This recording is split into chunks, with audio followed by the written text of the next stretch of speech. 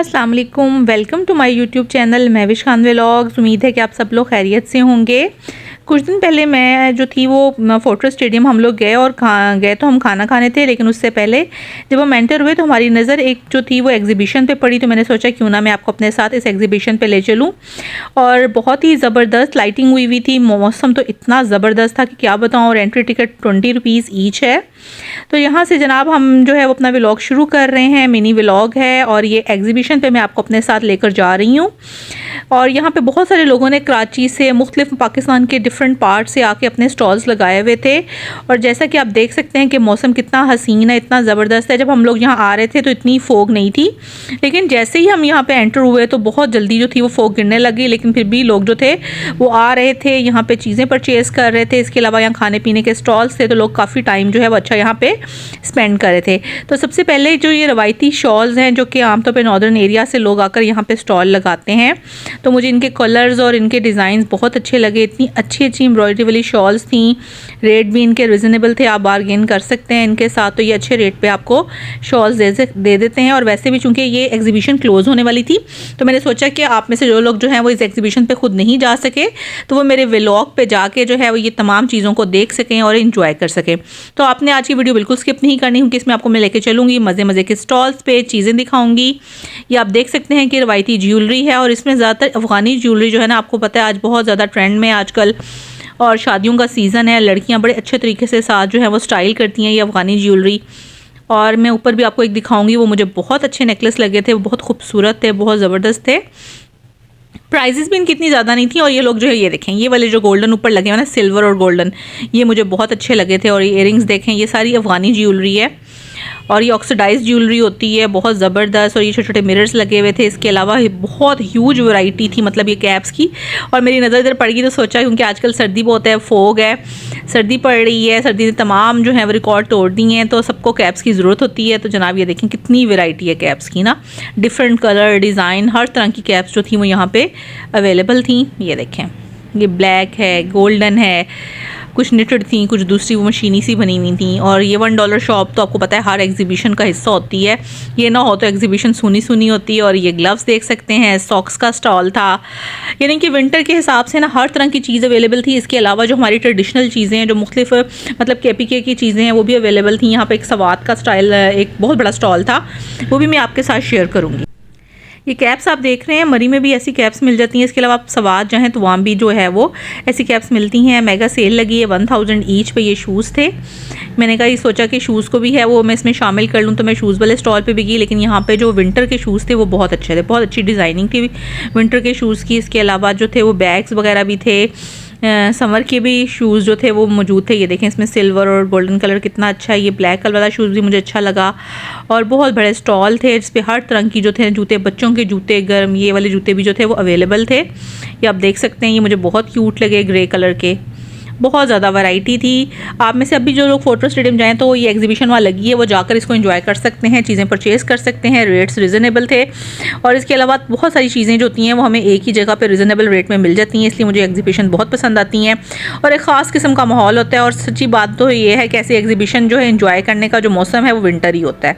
और ये शू मास्टर के नाम से जो थी वो इनके नंबर भी लिखे हैं, फ़ोन नंबर भी हैं, आप ऑनलाइन भी यहाँ से ऑर्डर कर सकते हैं। और इसके अलावा यहाँ पर ये देखें, जैकेट्स, प्री लव्ड जैकेट्स जो हैं, प्री लव्ड कपड़े भी थे, उसकी भी बहुत बड़े स्टॉल थे, कराची से आए हुए थे। केप शॉल्स भी आप देख सकते हैं, केप शॉल्स की बहुत ज़्यादा वैरायटी थी। और इसके अलावा हर शॉप की जो अगला शॉप जो थी वो ज्वेलरी की और $1 की थी। मतलब इस तरह के काफ़ी मिक्स स्टॉल लगे हुए थे, जहाँ पे बहुत ही किस्म की ज्वेलरी में बहुत ज़्यादा वैरायटी थी, बहुत ही ज़बरदस्त ज्वेलरी थी। और डिफरेंट स्टाइल्स की कैप्स थी, रिंग्स थी, इयररिंग्स थे, नेकलेसेस थे, यानी इस तरह की ज्वेलरी जो थी वो बहुत ज़्यादा, ये देखिए ये भी डिफरेंट स्टाइल में थे, तो मैंने सोचा कि ये भी मैं आपको दिखा दूँ। और इसके अलावा जो थे प्री लव्ड भी थे, और इसके अलावा न्यू गारमेंट्स भी, जो कराची की साइड की गारमेंट्स होती हैं। और ये सबसे प्यारा स्टॉल मुझे लगा मैं आई, ये सवात की रवायती ड्रेसेस हैं, और सवात वालों ने यहाँ पे आके अपना ये पूरा स्टॉल लगाया हुआ था। इसमें छोटे ड्रेसेस, बड़े ड्रेसेस भी थे। आप देख सकते हैं कि कितने कलरफुल हैं और कितने खूबसूरत हैं और ट्रेडिशनल हैं। हमारी सकाफ़त की जो है वो ये बिल्कुल मतलब रिफ़्लेक्ट करते हैं हमारी सकाफ़त को।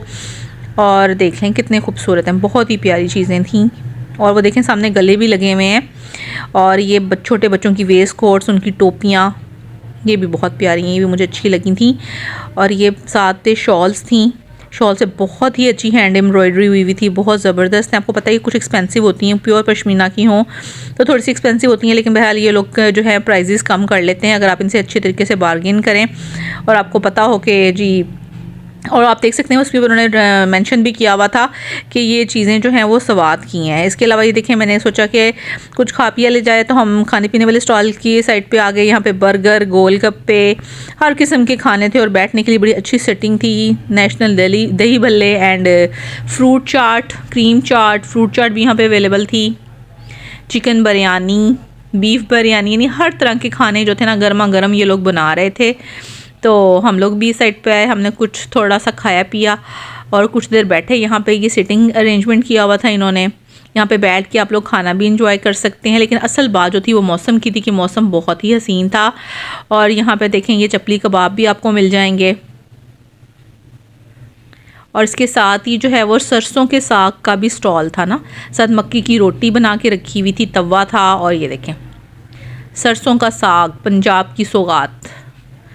तो इसके अलावा मकई की रोटी, मक्खन, अचार और लस्सी के साथ ये अवेलेबल था।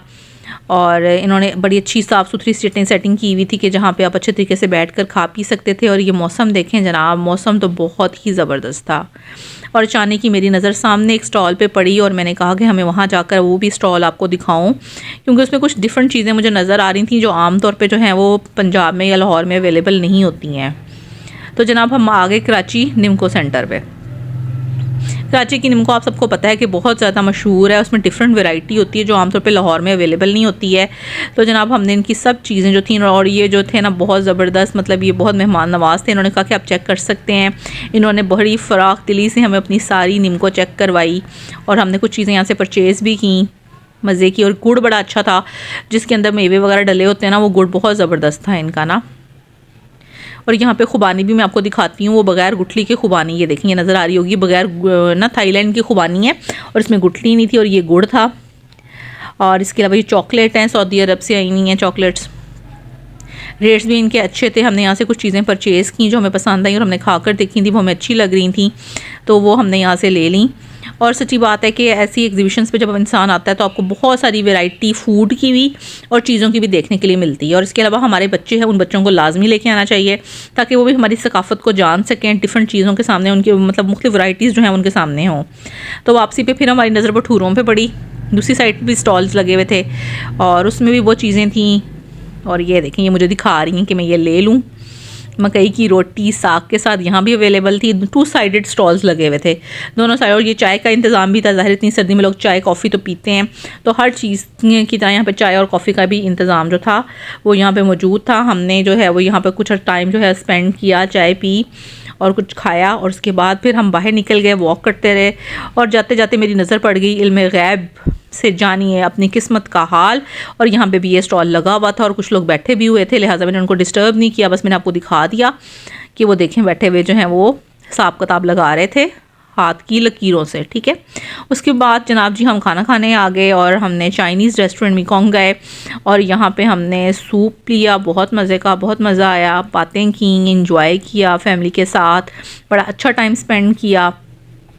और चाइनीज़ राइस जो थे वो भी बाद में हमें सर्व किए कि हमने 2 चीज़ें ऑर्डर की थी क्योंकि हम उससे पहले हम एग्जीबिशन पे भी कुछ खा चुके थे तो पेट फुल था, लेकिन फिर भी हम खाने असल में चाइनीज़ आए थे, लेकिन हम चले उस एग्जीबिशन पे चले गए। तो ये आप देख सकते हैं कि यहाँ पे कितना मज़े का फूड सर्व हुआ और हमने बहुत इन्जॉय किया यहाँ का इन्वायरमेंट भी। और मौसम तो बाहर आफत था। तो जनाब आप भी ज़रूर जाइएगा, इस एग्जीबिशन को देखिएगा और क्वालिटी टाइम अपनी फैमिली के साथ ज़रूर स्पेंड कीजिएगा और अपना बहुत ज़्यादा ख्याल रखिएगा। उम्मीद है कि आप सब लोगों को मेरा व्लॉग पसंद आया होगा। मेरी वीडियो को लाइक और कमेंट करना ना भूलिएगा। अल्लाह हाफिज़।